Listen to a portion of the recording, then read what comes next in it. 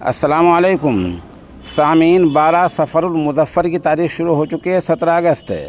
خبر کا عنوان ہے مظاہر علوم سہارنپور کے بڑے استاد کا انتقال، انا للہ و انا الیہ راجعون۔ خبر کے لیے وہیں سے حضرت مولانا نوشاد صاحب دامت برکاتہم ہمارے رابطے میں ہیں۔ وہ بتا رہے ہیں کہ مرحوم کا ابھی کچھ دیر پہلے انتقال ہو گیا ہے اور مرحوم نے مظاہر علوم میں تقریباً 60 سال تک خدمات انجام دی ہیں۔ سب جانتے ہیں کہ وہ مفسر قرآن تھے اور جلالین شریف پڑھایا کرتے تھے۔ ان کی جلالین نہ صرف ہندوستان ہے بلکہ بیرون ہند پوری دنیا میں مقبول تھی۔ ان کے درس میں لوگ دور دراز سے سننے کے لیے آیا کرتے تھے۔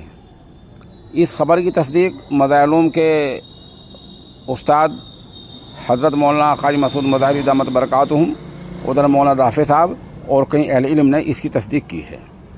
اس حادثہ فاجعہ پر خان کا امداد اشرفیہ تھانہ بون کے ناظم اعلیٰ حضرت مولانا نجم الحسن تھانوی، جامعہ فیضان حکیم الامت کے مولانا مفتی حذیفہ نجم تھانوی، ادھر خانقاہ فیض العلوم بوڑیا سے رہبر ملت حضرت پیر جی حافظ حسین احمد قادری مجدد دامت برکاتہم، آل انڈیا ملی کونسل سہارنپور کے صدر مولانا ڈاکٹر عبد المالک مغثی، خانقاہ بوڑیا کے ترجمان مفتی محمد ناصر ایوب ندوی اور اس طرح بہت سے اہل علم نے گہرے رنج و الم کا اظہار کیا ہے۔